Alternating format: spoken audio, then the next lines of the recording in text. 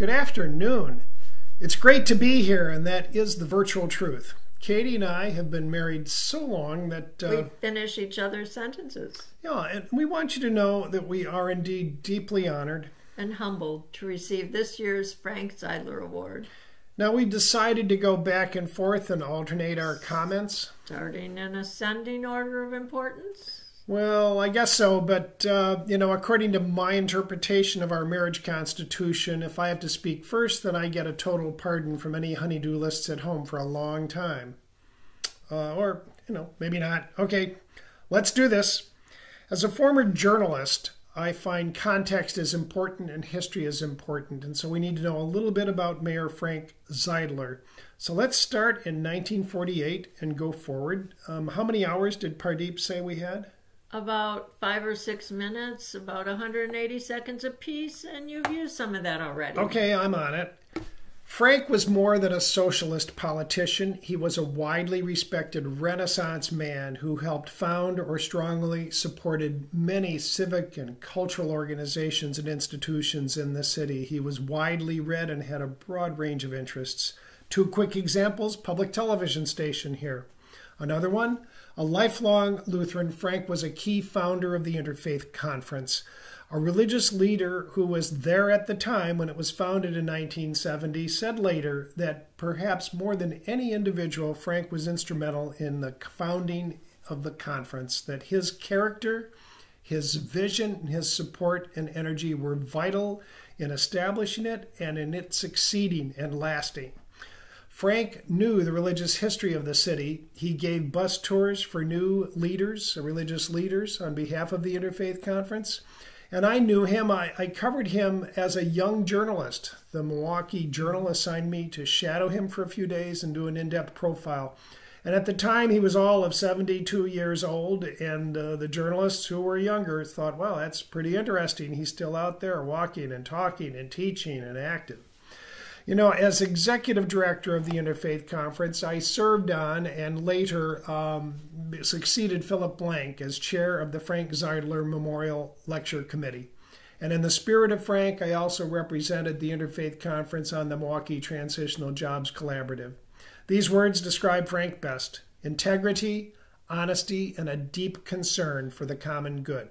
He cared more about the common good than his own re-election. He embodied the core values of the Interfaith Conference to uphold the dignity of every person and the solidarity of the human community. As I reflected on the meaning of this award, engaging the faith community to work for social justice and the common good, I felt it's very much about bringing that faith, integrity, and honesty to the table and building relationships and connections to work for the common good. Tom and I have always felt this in our relationship, that there's much we can do to serve our community and others working as a team. But more importantly, we realize that we can and must take our partnership and use it to collaborate and work with others, including all of you, to serve. We've always striven to live the message and the mission of the Interfaith Conference, and we often pray the peace prayer of St. Francis together as our guide. The greater Milwaukee community continues to be challenged by many social issues. There's much to be done. We must all recognize and act on the unique contributions and transformative impact the faith community can have in meeting these challenges. When I first became executive director, the religious leaders saw a growing need to counter religious intolerance in our increasingly diverse community with programming that fostered education, understanding, tolerance, and beyond that, friendship. In the ensuing years, the need to counter religious, cultural, and racial hate, fear, discrimination, intolerance, and violence has become even more glaringly apparent really to all of us. The Interfaith Conference has addressed these issues along with other forms of injustice and ignorance through its various programs and activities, and Katie and I have worked directly and personally on many of them. Former Executive Director Jack Murtaugh has told me many times that each generation faces its own challenges and responds in its own way.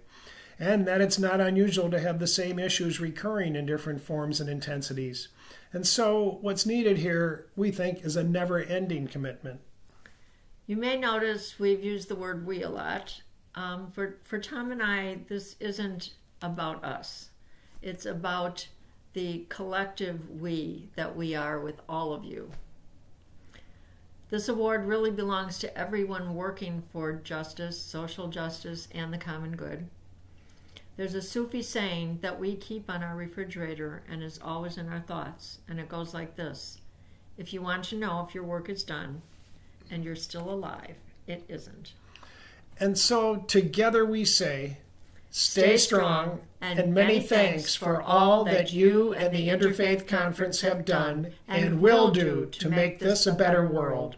We have been blessed to be able to be of service. We live in gratitude. Thank you.